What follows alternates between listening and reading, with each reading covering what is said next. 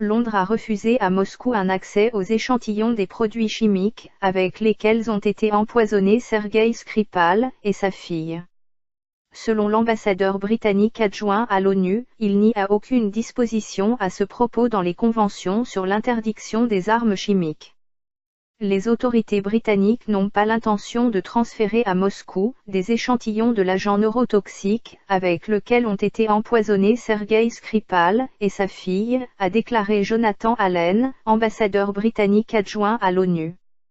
Un collègue russe a parlé des échantillons, mais c'est une interprétation incorrecte de la Convention sur l'interdiction des armes chimiques. Il n'y a aucune disposition dans la Convention exigeant que le Royaume-Uni transfère des échantillons, a déclaré M. Allen. Ainsi, le Royaume-Uni a refusé de fournir des éléments de preuve que Vassili Nebenzia, représentant permanent de la Russie auprès de l'ONU, avait demandé auparavant.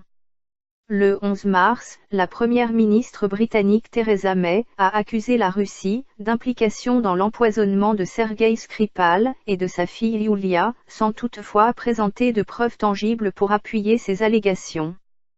Qualifiant l'affaire de « provocation », la porte-parole de la diplomatie russe Maria Zakharova a de son côté estimé que les propos de la première ministre britannique étaient un « cirque en plein Parlement ».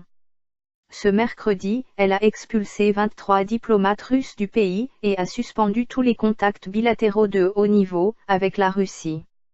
Le 4 mars, Sergueï Skripal et sa fille ont été retrouvés inconscients aux abords d'un centre commercial de Salisbury.